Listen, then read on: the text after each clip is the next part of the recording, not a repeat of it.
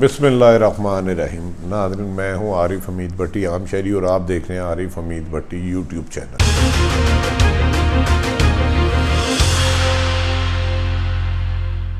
नाज़रीन, गर्मा गर्म खबर के साथ कहते हैं हज़ारों ख्वाहिशें ऐसी कि हर ख्वाहिश पे दम निकले, बड़े निकले मेरे अरमां फिर भी कम निकले। वज़ीर आज़म के करीबी साथी वज़ीर आज़म की ख्वाहिश लेकर 6 महीने से मेहनत करते हुए आखिर नॉकआउट हो गए। उनकी ख्वाहिश थी कि वो वज़ीर आज़म बन जाएंगे। वो अहम हलकों में ज़्यादा एक्टिव नज़र आने लगे, जिसकी इतला वज़ीर आज़म इमरान खान साहब को मिली। याद रखें नाज़रीन के पाकिस्तान में 2 बड़ी जमातों की करप्शन के बाद या मुबैना इल्ज़ामात के बाद इमरान खान खौफ थे कि एक ऑनेस्ट है आए तो वो गो के उस तरह डिलीवर नहीं कर सके जिस तरह उन्हें करना चाहिए था। इस दौरान उन्हें इत्तेहादी जमातों से मिलकर हुकूमत बनाने पड़ी और एक उन्हें शुबा हुआ कि उनका एक वज़ीर वज़ारत उज़्मा का कैंडिडेट बन गया है। साथ कुछ लोग PTI के तोड़ेंगे, नून लीग को बुलाया जाएगा और जमातों को बुलाया जाएगा, जिस पर कल फैसल वाडा ने धमाका कर दिया, बीच चुराहे हंडिया फोड़ दी। एक आला सतही मीटिंग हो रही थी जिस पर वज़ार फैसल वाडा ने कहा कि सर, वज़ीरों के खिलाफ तो हमेशा साजिशें होती हैं, हम में शख्स बैठा एक वज़ारत उज़्मा के खिलाफ साजिश कर रहा है। उनका इशारा एक वज़ीर की तरफ था। कहा जा रहा है कि ये इतलात वज़ीर आज़म को मुख्तलिफ जगहों से मिल चुकी थी और वो इससे आशना थे। उस मीटिंग का भी अरेंज किया गया। आज फिर कल उनकी खासी क्लास हुई और उन मज़कूरा वज़ीर साहब ने कुछ सवालात किए, तो जिस पर वुज़रा ने कहा कि हम आपकी बातों का जवाब नहीं देंगे। कहा जा रहा है कि साजिश में अहम लोग भी कुछ शामिल थे। वो इस तरीका का माहौल बनाना चाह रहे थे कि इमरान खान PTI की हुकूमत को चलाने में कामयाब नहीं हो रहे। इकॉनमी की उन्हें समझ बूझ नहीं है। उन्होंने सारी उम्र क्रिकेट खेली है, कोई बिजनेस नहीं किया। और ये बातें कोई और नहीं, उनके करीबी लोग कर रहे थे और अहम हलकों में जाके कर रहे थे। जैसे जैसे इमरान खान साहब को इतला मिली, कल की मीटिंग बुलाई गई। मीटिंग में वो सारे राज उगल दिए गए जो किसी के सीने में थे, जो किसी की ख्वाहिश थी। और वज़ीर आज़म फैसल वाडा को साथ वाले कमरे में ले गए। उन्होंने कहा कि मुझे पता है आप जो चीज़ें कह रहे हो, लेकिन याद रख लें ऐसा नहीं होगा। आपस की सफ़ों में आप इत्तेहाद कायम रखें, वज़ारतें भी मेरिट पे होंगी और ईद के बाद मैं कुछ कुर्बानी दूंगा और जो वज़ीर अहल नहीं होगा वो वज़ारत पर नहीं रहेगा। इस पर फैसल वाडा ने उन्हें कुछ ब्यूरोक्रेसी की भी शिकायत लगाई। कहा जा रहा है कि इस साजिश के पसे पर्दा दीगर सियासी जमातें भी थी।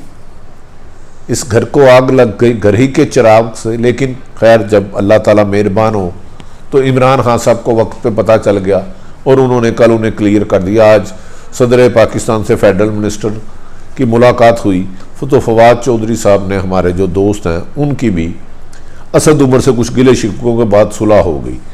लेकिन आज बात मैं आपको एक बात क्लियर कर दूं, तहरीके इंसाफ में रहते हुए कोई बंदा तस्वुर भी ना करे कि वो इमरान खान के अलावा वज़ीर आज़म बनेगा।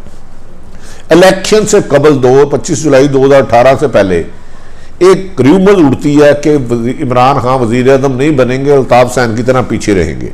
इत्तेफाक से मेरी मोहतरम इमरान खान साहब से मुलाकात हो जाती है। मैं कहा सर ये बड़ी र्यूमर्स है। तो उन्होंने कहा किस बेवकूफ़ ने आपको कहा है? मैंने जद्दोजहद की है पाकिस्तान में बेहतरी लाने के लिए। इस बात में कोई हकीकत नहीं है। वक्त आएगा तो फिर फैसला होगा कि वज़ीर आज़म कौन बनना है। तो लिहाजा अगर PTI में रहते हुए किसी की ख्वाहिश है तो उस ख्वाहिश को तर्क कर दें। कहा यह जा रहा है कि इमरान खान के करीबी हल्के ने कल उन्हें कहा है कि आप जहांगीर तरीन से भी मामला तय करें। उनकी नाराज़गी मुनासिब नहीं है। जब भी कोई क्राइसिस आता है तो जहांगीर तरीन हमेशा मुखालफीन को और इत्तेहादी जमातों को मनाने में सवा अव्वल का किरदार अदा करते हैं। और इस पर इमरान खान ने सॉफ्ट कॉर्नर रखते हुए कहा ठीक है, हम माजी में होने वाली गलतियों की भी बेहतरी करेंगे, लेकिन ताहम हमें अब आवाम की बेहतरी के लिए इकदाम करने होंगे। अब हमारे पास ज़्यादा वक्त नहीं है। ये बात सच है कि हुकूमत के पास ज़्यादा टाइम वक्त ज़ाया करने का नहीं है। और एक दूसरी बात, धमाका है इंटरव्यू दिया फवाद चौधरी ने, लेकिन फवाद चौधरी ने इंटरव्यू अचानक और इत्तफाकन नहीं दिया, कुछ इतलात पर दिया। कहा जा रहा है कि फवाद चौधरी की वजारत भी तब्दील कर दी जाएगी, उन्हें भी इसका सिला मिलेगा। इस इंटरव्यू के बाद एक जोरदार धमाके हुए। उसके बाद सुना है पिंडी के आला सतही इजलास में भी फैसला किया गया कि कोई अदारों को इंडिपेंडेंट काम करना है, हर अदारा अपनी काम करेगा। इस दौरान मुस्लिम लीग नून की एक बड़ी एफर्ट्स हुई कि उनकी तरफ से बाद लोगों से राब्ते किए गए कि आप मज़ीद केस ना करें और आप थोड़ा सा हाथ रिलीफ दें। हम मुस्लिम लीग पीटीआई में हुकूमत की तब्दीली की कोशिश नहीं करते, लेकिन एहतसाब के अमल को भी रोके। इसका फैसला हतमी वज़ीर आज़म करेंगे। जबकि सलमान शहबाज की वापसी की भी बाज़ सुनाई दे रही है कि सलमान शहबाज पर बादिउल नज़र में इल्ज़ाम जो हैं वो मुबैना तौर पर ठीक नहीं है और उन्हें पाकिस्तान आने की इजाज़त मिल सकती है और अपना बिजनेस को डील करेंगे। इस सिलसिले में शहबाज शरीफ के अहम राब्ते जारी हैं और मुझे उम्मीद है कि इसका कभी इम्कान है कि सलमान शहबाज के लिए आने वाले वक्त में हालात क्लियर होते जा रहे हैं और नैब के मुताबिक भी हमजा शहबाज के बारे में ज़्यादा शायद नहीं है। दूसरी तरफ आज हमारे वजीर हवाबाजी ने भी हवाई छोड़ी थी।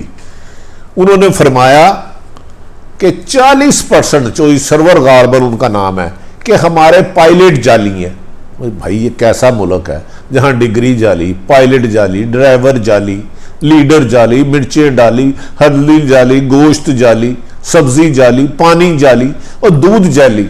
यार कुछ तो तरक्की कर लो, मुसलमान हो आप, अशरफुल मखलूक हो। उनके इस बयान से दुनिया भर में पाकिस्तान की रसवाई हुई। अब सवाल ये है, अगर आपको पता चल गया है मोहतरम मिनिस्टर साहब, सरवर साहब, कि 40% लोगों ने पायलटों के किसी ने इम्तिहान दिए हैं, तो उनके एग्जामिनर को आपने क्यों नहीं गिरफ्तार किया? जिन्होंने जाली लोग भर्ती कराए उनको गिरफ्तार क्यों नहीं किया? आपकी इस बात से पूरी दुनिया भर में पाकिस्तान की flight, Pakistan international airline PIA पे पाबंदी लग सकती है। आपको इन बातों से माफ़ी मांगना होगी। यहाँ जिन लोगों ने जाली डिग्रियाँ ली हैं या दिलवाई हैं या अपनी जगह किसी को एग्जाम दिया है, लोगों की ज़िंदगियों से ना खेलें। आप पूरी दुनिया को मैसेज ये दे रहे हैं कि पीआईए पे सफ़र ना करें। पीआईए एक महफूज एयरलाइन है, इसने दीगर एयरलाइनों को अपने पाँव पे खड़ा किया है। अगर चंद लोग गलत तरीके से भर्ती हो गए हैं या करवाए गए, इन दोनों को पकड़ के सजाएं दें। हुक्मरान खबरें देने के लिए नहीं होते, कानून पर अमल दरामद करने के लिए होते हैं। लेकिन अफसोस कि आप महज हमारी हुकूमतें जो भी हों, इंक्वायरी का हुक्म दे दिया, जेएटी बना दी, रिपोर्ट तलब कर ली, यहाँ तक महदूद है, जबकि जिम्मेदारों को सजाएं ना देना हमारा मामूल बन चुका है। इससे पाकिस्तान को बहुत ज़्यादा नुकसान पहुँच रहा है। वज़ीर आज़म की हुकूमत के लिए अगले 6 माह नहायत अहम है। इसमें इनके अपने लोग भी बगावत कर रहे हैं, जबकि डिलीवर भी नहीं हो रहा। बड़ी ईद उल ज़ुहा आ रही है, इस पे लाखों लोग पूरा साल अपना पेट काट कर जानवर पालते हैं और ताकि बकरा ईद पे फ़रोख्त करके अपने बच्चों की पूरे साल का रोशन कर सके। हुकूमत को चाहिए इस पे भी अमल दरामद कराए, इन लोगों को महफूज मकाम पे ले जाए ताकि कोरोना से भी बचा जा सके और ये जानवरों की फ़रोख्त को भी यकीनी बनाया जा सके।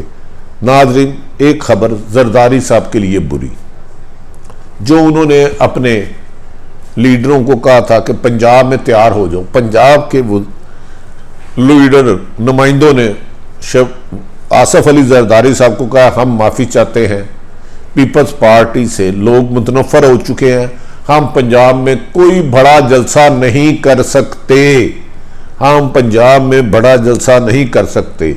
बज़ाहिर बादिउल नज़र में नून लीग और पीपल्स पार्टी से इमरान खान की हुकूमत को ख़तरा नहीं, ताहम उनकी कारकर्दगी और उनके इर्द गिर्द अनसेलेक्टेड लोग और कुछ ब्यूरोक्रेट्स इमरान खान के सर पर 24 घंटे ख़तरे की घंटी रहते हैं। अब देखना ये है इमरान खान इस घंटी को पीछे करके अपने उन लोगों को साथ मिलाते हैं जिन्होंने बुरे वक्त में उनका साथ दिया, उनको इक़्तिदार के इस मंजिल पर पहुँचाया कि वो वज़ीर आज़म पाकिस्तान बन गए। वज़ीर आज़म पाकिस्तान बनने का मतलब हरगिज़ ये नहीं होता कि प्रोटोकॉल इंजॉय करना। वज़ीर आज़म मुल्क का होता है और अवाम की जानो माल की हिफाजत, वज़ीर आज़म की जिम्मेदारी होती है। साजिशें तो नाकाम हो गई, लेकिन बेहतर कारकर्दगी आपका बेहतर मुस्तकबिल कर सकती है। नाज़रीन, आरिफ हमीद भट्टी कि यूट्यूब चैनल आपको पसंद आए, सब्सक्राइब करें, लाइक करें, अपने इर्द गिर्द रहने वालों की खुशियों का ख्याल रखें, किसी को तकलीफ़ ना दें, पाकिस्तान से मोहब्बत करें, पाकिस्तान के नुकसान को अपना नुकसान और पाकिस्तान के फ़ायदे को अपना समझें। इसी में खुशहाल और पुरअमन पाकिस्तान का राज है। पाकिस्तान जिंदाबाद।